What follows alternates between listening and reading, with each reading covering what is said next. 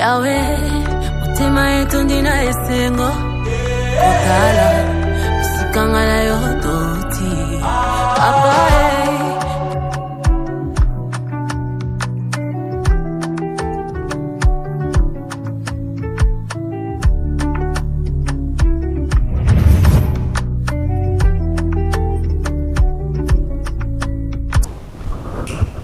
Mesdames et messieurs, bienvenue, peuple de Dieu, dans ce nouveau numéro des Paroles et Bible, cette émission qui vous permet de sonder les paroles inspirées de la Bible, qui vous permet également, qui permet aux hommes de Dieu de donner des enseignements sur certaines questions liées non seulement à la vie spirituelle, mais aussi au vécu quotidien de vous, peuple de Dieu, l'homme, le parcours, la mission. C'est autour de ça que nous allons essayer d'entrer en profondeur avec ce nouveau numéro des Paroles et Bible. Pasteur Mardoché, bonjour et bienvenue. Bonjour mon frère. C'est un privilège pour nous de vous recevoir une fois de plus sur ce plateau. Nous aussi, nous sommes très ravis d'être ici avec vous. D'accord. Et avant qu'on entre d'abord en matière, il y a le programme des retraites de l'Académie des jeunes ouvriers pour le Christ qui a prévu un programme des retraites du 26 décembre au 29 décembre. Ces moments des retraites-là pour permettre aux jeunes d'affermir leur lien d'intimité avec le Seigneur. Pasteur, il y a aussi un autre programme des 30 jours qui est annoncé, je pense c'est pour le mardi ici. Ouais, nous avons un programme de marathon, Action prophétique, qui commence ce mardi. Nous invitons tous nos bien-aimés de partout. Déjà l'affiche qui montre ça? Il y a déjà il y a des affiches qui passent là-bas. Nous avons un grand programme. Nous avons sélectionné des hommes de Dieu par-ci, par-là, d'ici à Kolwezi, à Lubumbashi, qui vont venir nous bénir. Ces programmes vont nous amener jusqu'à la fin de l'année. Donc nous allons clôturer l'année avec ces grands programmes. Tout à fait. Des restaurations, où il y a des hommes de Dieu comme il y a le pasteur Gédéon Elonga, il y a le pasteur David, l'apôtre David, il y a l'apôtre Eli Caleb Banza, il y a le pasteur Jacques, il y a le prophète Paul Bombo qui va venir travailler. Donc il y a une sélection des hommes de Dieu puissants qui vont venir nous bénir dans ces. Mais sur l'affiche, vous n'êtes pas là. Vous êtes en retraite? Non, moi je suis je serai là, sauf que c'est comme ça. Je suis dans l'arrière-plan, si vous regardez. C'est mon fils, l'organisateur, notre coordonnateur, qui nous représente sur l'affiche. Mais nous sommes là. Nous serons là pour ce programme. Malgré que nous sommes en retraite, mais nous serons aussi là. D'accord. Entre-temps, la technique nous balance aussi l'affiche qui nous démontre aussi le programme de la JOC. La JOC, c'est l'Académie des jeunes ouvriers pour le Christ. Voilà qui passe. Ça sera un moment de retraite de ces quelques jours-là, du 26 décembre au 29 décembre de cette année, pour clôturer l'année en beauté, en toute intimité avec le Christ et mieux aborder avec force la nouvelle année 2025. Voilà. Revenons maintenant sur notre thématique, notre sujet du jour. On va parler de l'homme, de son parcours et de la mission. Mais aussi cette émission, c'est une émission à bâton rompu. Nous devons connaître aussi qui est la personne du prophète Donald Mardoché Kalala, qui a déjà fait des lauras sur la ville de Kolwezi, pourquoi pas sur l'ensemble de la province du Lualaba. Et sa parole est entendue également à travers le monde via nos réseaux de communication, via la chaîne CEP Chemin du Salut, CEP Chemin du Salut, CEP, c'est-à-dire Centre évangélique et prophétique Chemin du Salut. C'est cette chaîne qui vous permet d'avoir des informations, de partager avec le pasteur Donald Mardoché Kalala Oualessa. Pasteur, on va d'abord commencer par la mission ou le parcours d'un homme, d'un serviteur de Dieu. Comment doit être d'abord son parcours? Parce qu'il y a ceux-là qui se disent non, si tu crois si dobale mungwar chomona muma boîte de nuit mungwar chomona muma endroit moya hivi inapproprié anatupandisha anatuweka anatupeleka kushare. Comment doit être la vie? Non, chacun a son parcours. Il faut respecter chacun qui l'a monté le mungu anamtosha. Il y a ceux-là mungu anatosha ma boîte de nuit. Il y a ceux-là que Dieu a ramassé dans la vie du péché. Mais il y a aussi ceux-là que Dieu a fait grâce comme nous aussi, nous sommes venus d'une famille chrétienne. Donc nous n'avons jamais fréquenté des boîtes de nuit. Donc nous sommes nés dans une famille chrétienne. Donc chacun a son parcours. Hein. On ne peut pas comparer le parcours de tout un chacun. Tout dépend de sa grâce, tout dépend de là où le Seigneur lui a tiré pour faire de lui ce qu'il est aujourd'hui. Donc le parcours d'un homme de Dieu dépend de là où Dieu l'a tiré. Okay. Et au-delà de ce parcours, est-ce qu'il n'y a pas une influence qui tourne tout autour de ça? Non, par exemple, comme votre exemple là, vous êtes venu d'une famille chrétienne, est-ce qu'il y a une influence qui accompagne ce ministère? Il y a une grande influence qui accompagne. Vous savez, un enfant qui est né dans les choses de Dieu, il ne force pas les choses de Dieu. Okay. Il est différent d'un enfant, d'un serviteur. Donc, je voulais dire, un serviteur qui, depuis son enfance, servait déjà Dieu, ses parents sont chrétiens, il est né de parents chrétiens, il a le sang déjà chrétien. Il y a certaines choses qui sont plus faciles que d'autres dans la vie. Donc, comme nous là, nous avons compris que les choses étaient vraiment pour nous faciles parce que dans ma famille, je suis la troisième génération des serviteurs de Dieu. Mes grands-parents étaient des serviteurs de Dieu, et aussi mes parents étaient des serviteurs de Dieu. Donc il y a des grandes influences, il y a des choses que je ne force pas, c'est naturel. Il y a des hôtels spirituels que mes parents ont déjà construits, ont bâti à leur époque. Comme Dieu, il est le Dieu des générations, je marche dans leurs traces. Okay. Donc il y a des grandes influences. Je suis différent de aussi quelqu'un qui vient d'une famille de parents païens. Oui, il va servir Dieu comme nous, mais il y a toujours des influences qui peuvent aussi accompagner. Par exemple, les hommes comme nous, c'est les choses de Dieu déjà dans le sang. L'autre là, il doit forcer. Kama baba kwa kutumika kazi ya Mungu wewe itakuwa facile, mais kama wewe ndio wa kwanza il va chuter l'Abraham de ta famille. Tu vois, tu dois kukumbana mavita, kuétablir mahoteli ya mizazi ya miaka na miaka ikwamo ufoi pomone moyo. Mais tu lipata kunema bazisha kupomona nyingine, tunakuwa kuisha wengine na bakia ile. Très bien. Et pasteur, comment doit être la mission? Parlons de la mission d'un serviteur. Comment doit être d'abord la mission? Comment dénicher que qu'on a mission et Mungu Mukaburia? Il y a beaucoup d'indices par lesquels tu dois savoir. Muntu alipata mission, anayua mbele ya kwanza mission ni mission gani. Okay. Il n'aura pas du mal à définir sa mission. Donc quand Dieu t'appelle, quand il y a de la mission, Dieu sait.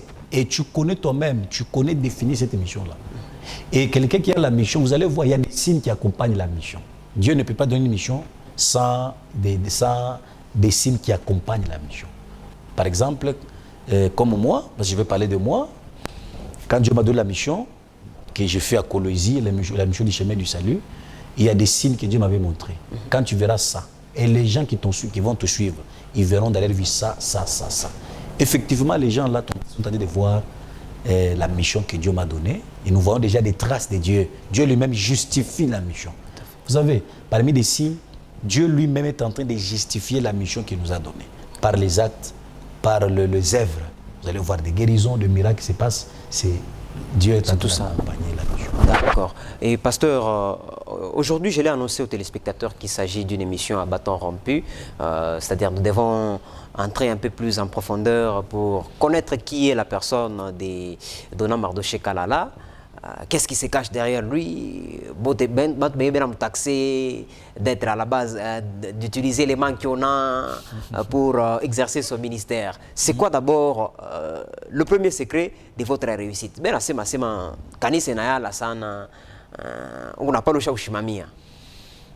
Le secret de mon ministère, je suis appelé réellement par Jésus. Okay. Ça commence par là. Le premier secret, c'est d'abord être appelé réellement par Dieu. J'ai toujours dit aux jeunes gens qui veulent servir Dieu, secret ya kwanza ni Mungu alinita vya kweli tu. Parce que on n'a pas à kupenda ya pasteur.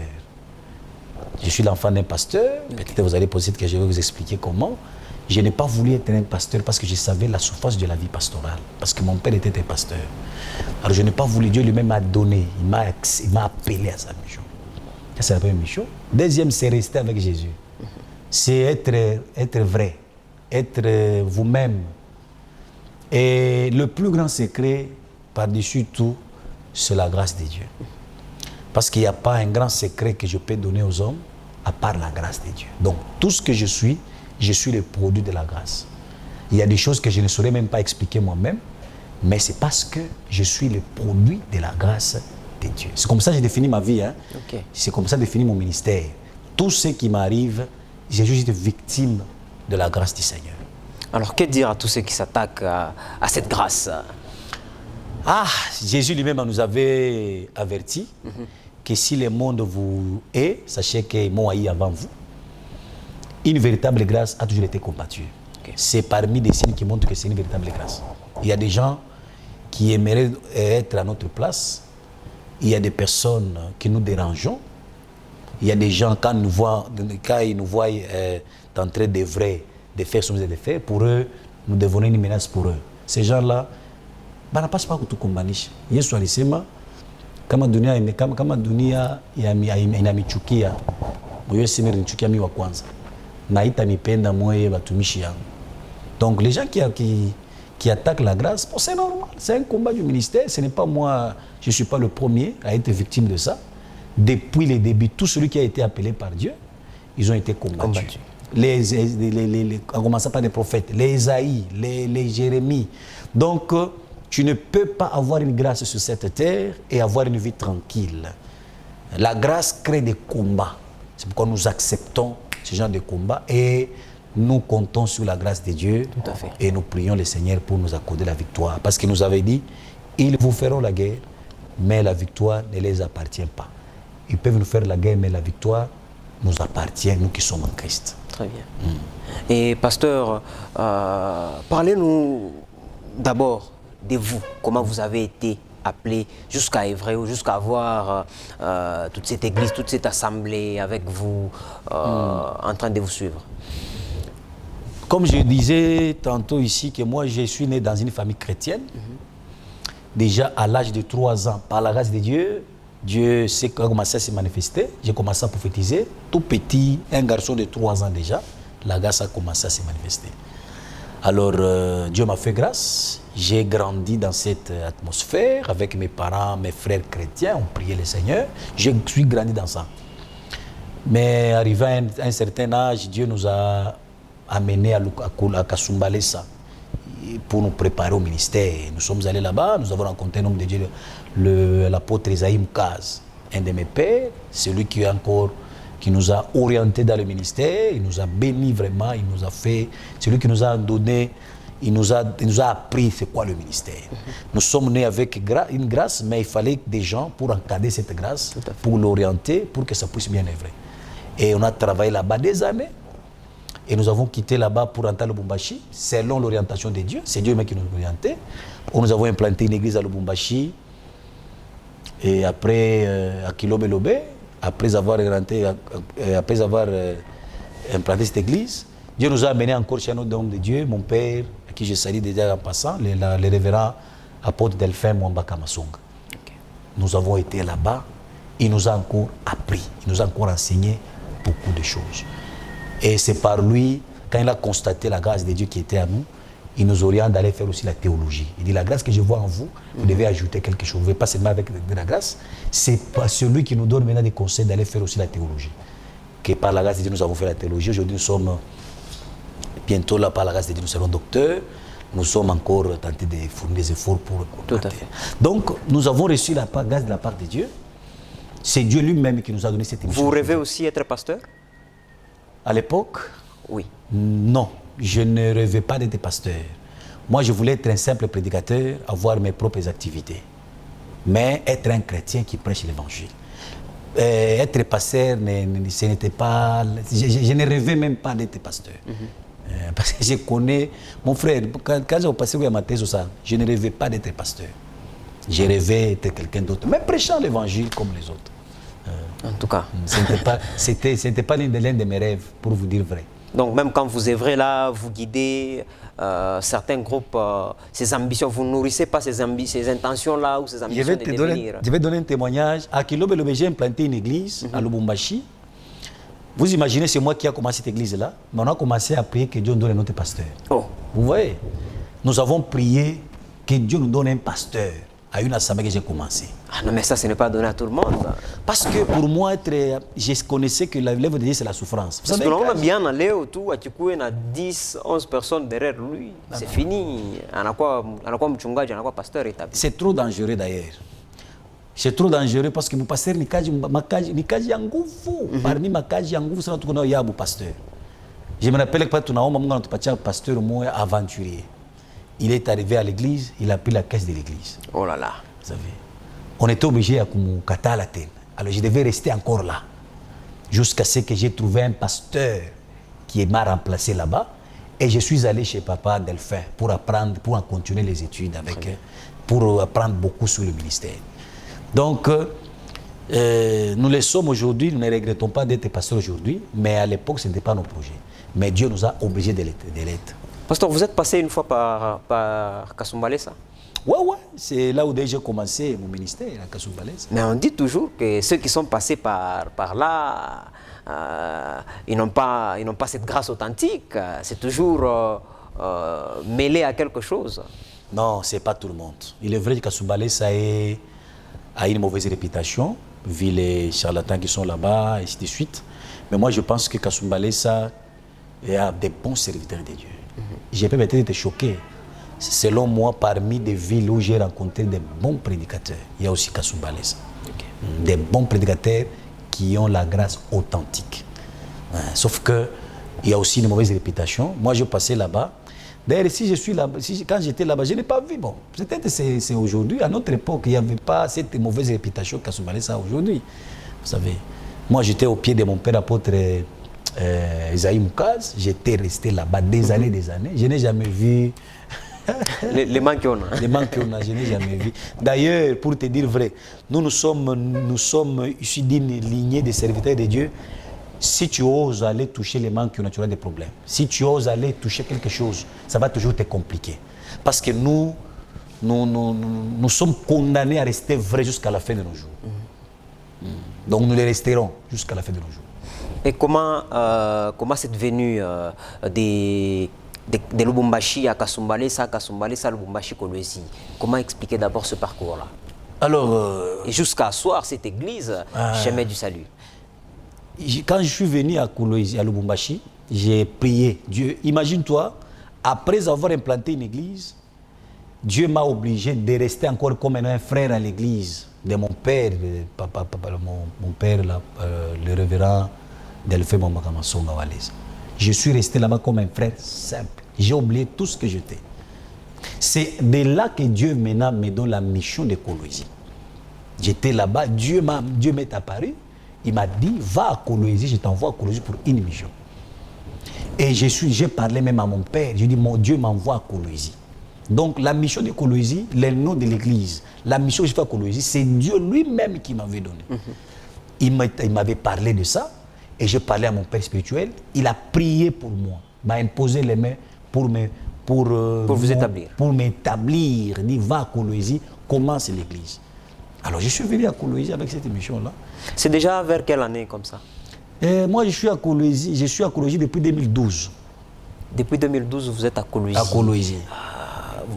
Connaissant bien Kolwezi, avec tout ce qui va avec en termes d'église, en termes de vie pastorale, comment vous avez su imposer votre rythme, bien entendu, bien évidemment, pour asseoir cette église? Ça n'a pas été facile, mon frère. Ça n'a pas été facile. J'ai eu des combats terribles ici à Kolwezi. Je me rappelle, quand je venais à Kolwezi en 2013, je commence une assemblée du côté latin. Okay. Où je réunissais que de frères. J'avais beaucoup de frères, j'ai commencé là-bas. Aujourd'hui, il y a des grands hommes de Dieu avec qui on priait là-bas.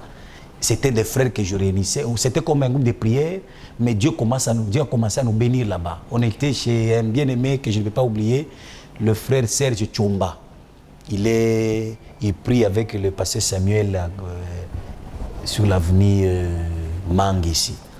On a commencé là-bas. Les gens commençaient à venir jusqu'à ce que le bailleur nous a dit de quitter là-bas. Tellement les gens venaient. Par la grâce d'aujourd'hui, parmi des frères que j'encadrais, il y a des grands prophètes J'ai peut-être entendu parler avec un prophète qui est à Kinshasa, prophète Yvon Kanonga, il est chez Joël maintenant. Il était l'un de mes fils que j'encadrais là-bas. Il y avait beaucoup de gens. Alors, j'ai passé des moments très difficiles. C'est à Kolwezi où j'ai vu des gens, des hommes méchants, pour te dire vrai. À Kolwezi, bon, partout il y a des méchants, mais c'est à Kolwezi où j'ai eu des gens très méchants. Et puis, ce qui est grave, des gens qui prétendent être des chrétiens. J'ai eu beaucoup de combats, ça n'a pas été facile, jusqu'à ce que maintenant, c'est en 2015 que j'ai commencé maintenant chemin du salut. Ici, on était à Kananga, dans la maison de s'équiper avec la sœur Joël. C'est là qu'on commençait l'église. Mon frère, c'était un parcours douloureux, même jusqu'à aujourd'hui. Un parcours de combattants, il a fallu des sacrifices et des sacrifices. Des sacrifices et des sacrifices. Tel que tu me vois ici, il y a des madawa, kupikana madawa, il y a kutekana. Misha kukajangata, manteta, manjina yote. Misha kukanyangele mabintubi. Donc j'ai déjà eu des problèmes. Je me rappelle lorsqu'il fallait implanter l'église au niveau de 6e avenue là-bas, quand j'ai commencé à implanter l'église, tous les papas du quartier, ils ont refusé que j'implante l'église là-bas. J'ai dit, toi tu ne peux pas implanter l'église ici. Je me rappelle à l'époque. Or, si je localise bien cette circonférence-là, il y a plusieurs églises. On ne savait pas pourquoi Dieu nous avait envoyés là-bas. Et le papa, tous ces quartiers-là, tous les papas vont refuser que je n'ai pas d'église. Je me rappelle, j'arrivais là-bas presque tous les jours, il y avait une convocation, on m'attendait au parquet pour aller se justifier. Pourquoi tu vas mettre? La raison c'est quoi?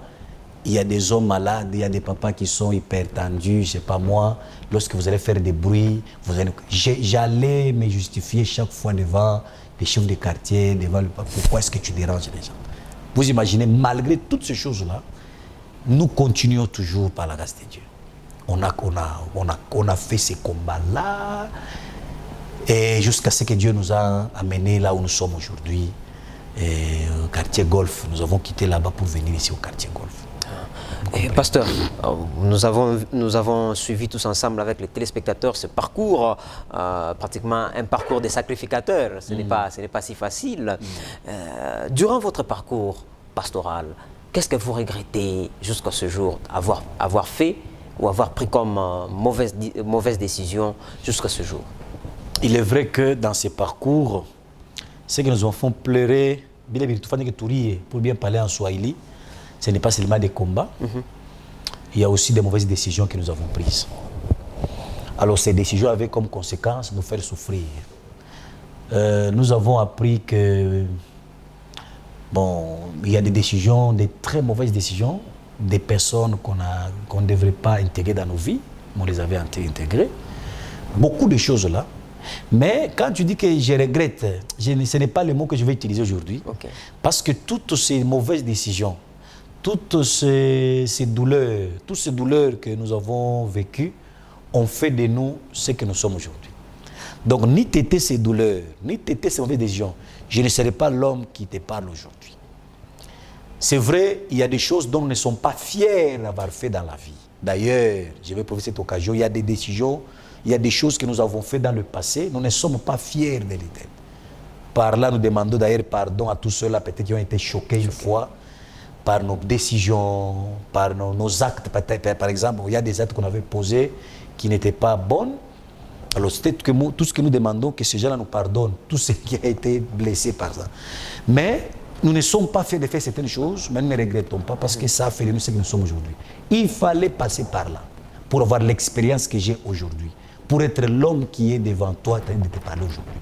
Si tout était seulement rose, je ne serais pas l'homme qui est devant toi.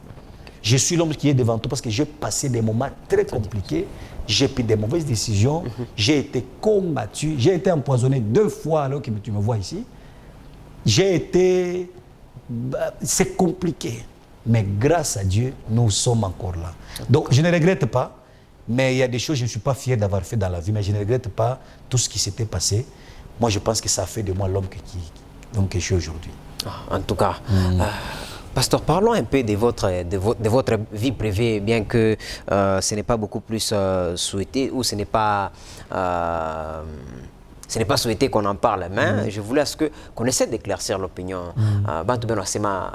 Pasteur Madoché, et entouré beaucoup plus na banamuke et comme manjianjia sana banamuke. Moi, je suis entouré par des hommes, par des frères. Je suis entouré par des hommes responsables, par la grâce de Dieu, des anciens. Oui, il y a aussi des femmes, mais munjia banamuke apana. Il y a des erreurs qu'on avait commis, on ne peut pas répéter ça. Mais je pense que nous avons commis des erreurs comme tout le monde. Par exemple, des fiançailles brisées, des fiançailles à aboutir comme mwisho. Il y a un témoignage de Mbaya, il est tout chica. Mais Dieu connaît les intentions. Je ne pense pas qu'ici à Kolwezi, il y aura beaucoup 2 ou 4 femmes qui peuvent venir dire non, il n'y aura jamais. Je sais ce que je suis, je sais comment je marche avec Dieu. Bon, les gens qui disent il faut laisser les gens causer aussi, ils doivent parler. Parce que les gens disent que non, tout le témoignage on sana pasteur Mardoché. Bon, des mauvais témoignages, oui, peut-être. Oui, peut-être par rapport à nos mauvaises décisions que nous avons prises. Mais j'ai appris une chose, mon frère. Témoignage à ton ichunga bien italabeka paka chukomo. Tu sais, je te vais dire une chose. Tu sais, si tu ressuscites aujourd'hui Joseph de la Bible ici, si tu ressuscites aujourd'hui Joseph, avec les gens de son époque, oui. Est-ce que tu as déjà lu quelque part où tu as vu la femme de Potiphar faire une conférence de presse où il démentit ce qu'il avait dit à Joseph? Nulle part dans la Bible, n'est-ce pas? Donc même Joseph, quand tu ressuscites aujourd'hui, les gens de son époque, et vous les demandent, qui est Joseph? Il y a ceux qui vont dire que Joseph c'est un mot violé, il a violé la femme d'autrui, il a violé la femme de Potiphar. Parce qu'il y a des gens qui ont entendu parler de Joseph, c'était à violer Bibouana. Donc, quand vous montez, il y a toujours des gens qui auront une mauvaise version de votre histoire. Et vous ne saurez pas changer ces gens-là.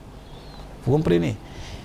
C'est pourquoi à un moment, la maturité nous apprend à ne pas... Donc, pour le moment, on ne se bat pas pour une bonne réputation, mais on se bat pour avoir une bonne conscience envers Dieu. Il y a la différence entre la sainteté et la bonne réputation. La sainteté, c'est ce que vous êtes vis-à-vis de Dieu. La vie de la sanctification, bien sûr. Mais la réputation, c'est ce que les gens disent. Or, les gens que tu vois, ils peuvent dire ce qu'ils veulent. Est-ce que tu vas changer comme ça? Jamais. Mais il ne faut pas que ces gens-là, il ne faut pas que bande croire tout ce que les gens peuvent dire sur une personne. Vous voyez? On est sur Tchouki à Moutou. On a talé, n'importe qui peut détruire ta réputation. Mais les gens veulent croire. Moi, je pense que pour le moment, nous nous battons pour être saints devant Dieu. Tout à fait. Nous nous battons pour avoir une bonne vie. Est-ce que tu sais que même Jésus que nous prêchons ici n'avait pas une bonne réputation? Vous savez ça? Jésus que nous prêchons, Jésus en qui nous avons cru, n'avait pas une bonne réputation. Lisez la Bible, vous allez comprendre. Il y a ceux qui lui appelaient qui? Le Belzéboul. Il chasse les démons au nom de Belzéboul. Il y a ceux-là qui disaient Jésus c'est un pécheur, cet homme c'est un magicien.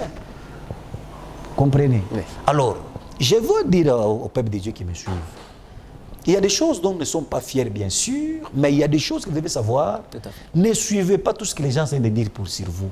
Il y a du vrai, que nous demandons pardon, peut-être par nos actes, mais il y a aussi des faux. Aujourd'hui, il s'agit que mon tonton Kouchouki, elle a créé histoire, moi. Un jour, je suis au niveau des Jovena ici. Un monsieur raconte mon histoire à quelqu'un d'autre, en parlant de moi. Il dit, tu connais un prophète qu'on appelle Mardoché. Et comme quand on était encore en ville, au niveau de la régie des eaux là-bas, il y a un prophète qui a une église à côté là-bas. Cet homme, c'est un charlatan. Ni mou foumou le boana, dawa ni dawa. Qu'est-ce qui m'avait tiqué? J'étais là. J'ai dit à ce monsieur qui parlait là, je l'ai regardé, je l'appelle, j'ai dit, monsieur, est-ce que tu connais la personne à qui tu parles là? Il dit, oui, je connais. Prophète, il parlait à moi-même, je le connaissais. Tellement il parlait avec ce qu'on appelle, avec cette audace-là. Avec confirmation, avec certitude. Confirmation. Je connais le bois Naouli. Mais c'est moi qui lui ai posé la question. Vous voyez? Et regardez l'histoire des hommes de Dieu. On est chez Moutumishi Nani ou Mungule, et chaque petit chaka, mon pachipo histoire, il y a un bail. Toute personne, ou le autre qu'on appelle Koueza, je sais pas si tu as Oueza, tu as tafuta Koueza. Alors, le mauvais témoignage est là.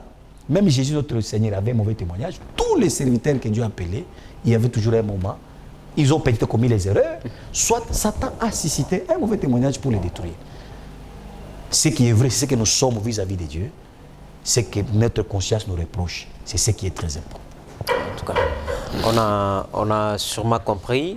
Nous sommes presque à la fin de cette émission. Pasteur, un dernier mot, parce qu'il y a parmi vos brebis ceux qui s'est égaré déjà partant de certains faux témoignages racontés à votre sujet. Quelle est la parole que vous allez les adresser?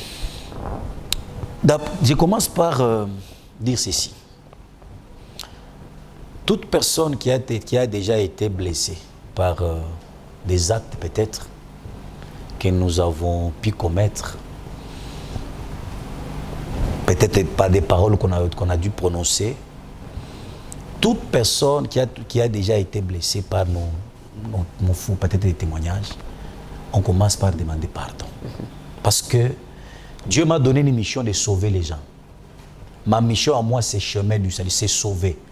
Je ne permettrai jamais qu'une âme se perd à cause de ce qu'on peut rencontrer sur nous. Je commence par demander pardon à la ville de Kolwezi, à toute personne qui a déjà été choquée par comportement et tumbaya, par biliarishikia banasema.